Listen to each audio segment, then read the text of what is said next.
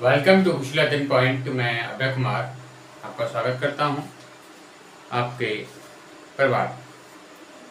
आज बेटा हम क्लास 9th की सीरीज चल रही है, चैप्टर फर्स्ट, और प्रत्येक टॉपिक को आपको बारीकी से बताया जा रहा है। कहने का तात्पर्य ये भी है कि आप वीडियो को ज़्यादा से ज़्यादा शेयर कीजिएगा और हमें फॉलो कीजिएगा ज़्यादा से ज़्यादा, जिससे क्या हम आपको अच्छा कंटेंट दिएगा और प्लस लाइक कर दीजिएगा, लाइक कीजिएगा वीडियो। आज इस वीडियो के माध्यम से हम ये जानेंगे कि जो पदार्थ होता है बेटा, वो जो उसके जो कण होते हैं वो कैसे होते हैं, सूक्ष्म होते हैं। यहाँ पे आपको देखो संरचनाएं भी दिख रही होंगी यहाँ पे कुछ, और यहाँ पे भी, ठीक है। तो ये चीज मैं आपको, ये टॉपिक आपको आज बहुत अच्छी तरीके से समझाना। इसे को हम एक प्रयोग के द्वारा समझेंगे, ठीक है। KMNO4 आपको दिख रहा होगा, लिखा होगा।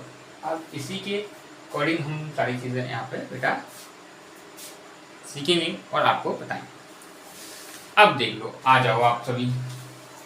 यहाँ पे दिया हुआ है कि एक बीकर में हमने क्या ले लिया बेटा, पोटेशियम परमैंगनेट के कुछ क्रिस्टल को 100 मिली क्या ले लिया बेटा, एक बीकर है उसमें हमने ले लिया बेटा पोटेशियम, ज्यादा छोटा हो जाएगा,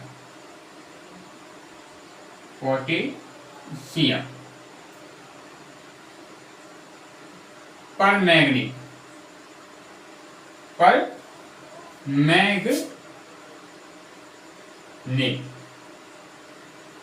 पोटेशियम परमैंगनेट ले लिया और इसको हमने कुछ इसके के लिए क्रिस्टल ले ली। क्या ले ली बेटा, क्रिस्टल। वो हमने 100 ml जल में घोल लिए। क्या लिए, 100 ml जल में घोल लिए, ठीक है। किसके क्रिस्टल लिए हमने, पोटेशियम परमैंगनेट। क्या जानना है हम इस वीडियो के माध्यम, पदार्थ के कण बहुत सूक्ष्म होते हैं। फिर क्या किया बेटा हमने, फिर किया और इस बिलियन का, ये बिलियन लिया, इस बिलियन का 10 ml का 10 ml बिलियन हमने क्या किया बेटा, एक अलग बीकर में ले लिया, एक अलग बीकर में ले लिया, ले लिया। और इस बीकर में 90 मिली, अगर 90 मिली जल में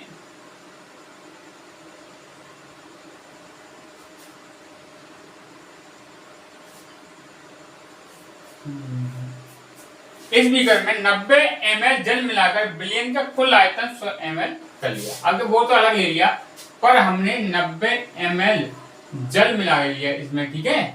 किसमें, इसमें। अब इसका जो आयतन था बेटा, वो हमने क्या कर लिया बेटा, 100 ml कर लिया, जल मिला लिया। मतलब इसमें हमने 90 ml जल मिलाकर इसका आयतन हमने 100 ml कर दिया। कितना बेटा, 100 ml कर लिया। अब देखो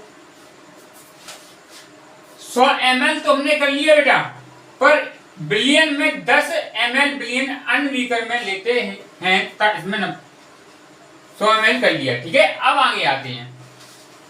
अब आपको यहाँ पे प्रत्येक बीकर में मिलियन का रंग कैसा हो गया, पर्पल हो गया। प्रत्येक बीकर में जो बिलियन था उसका जो कलर था वो कैसा हो गया, पर्पल हो गया, ठीक है। या हम कह सकते हैं बेटा प्रत्येक विलियन में, या हम बोल सकते प्रत्येक बीकर में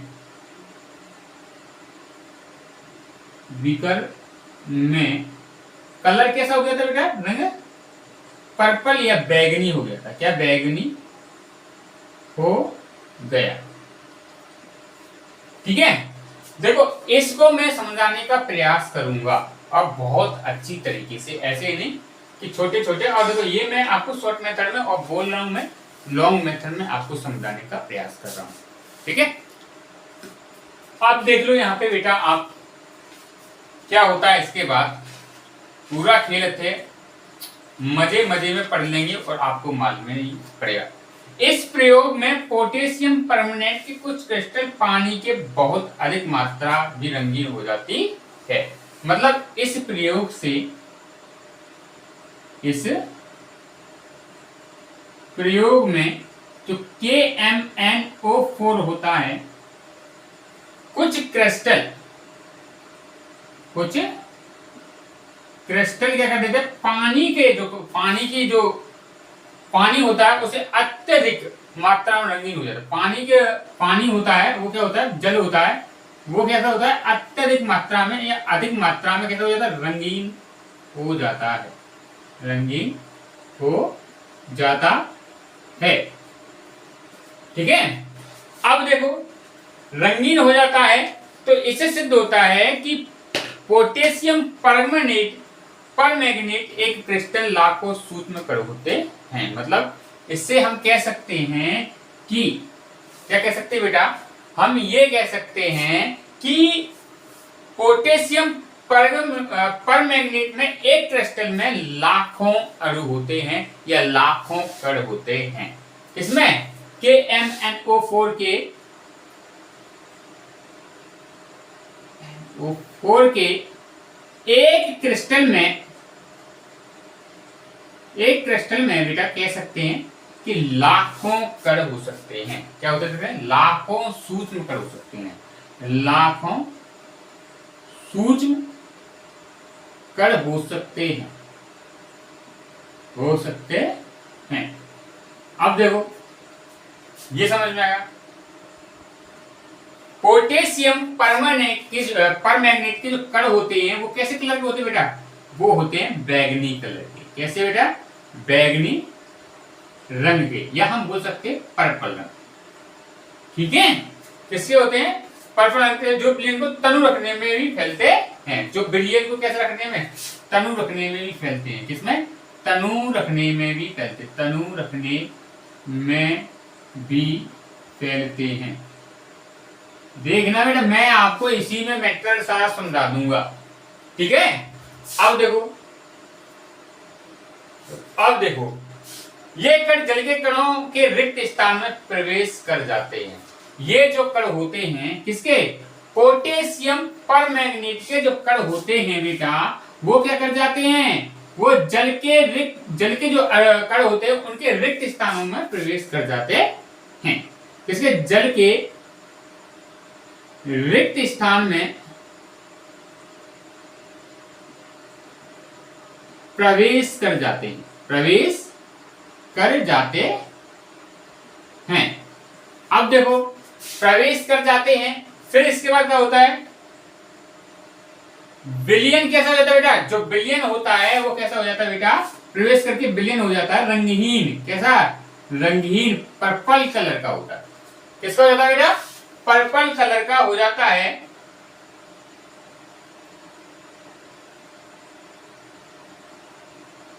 पोटेशियम परमैंगनेट के स्थान पर हम 2-3 ml डिटॉल का प्रयोग भी कर सकते हैं।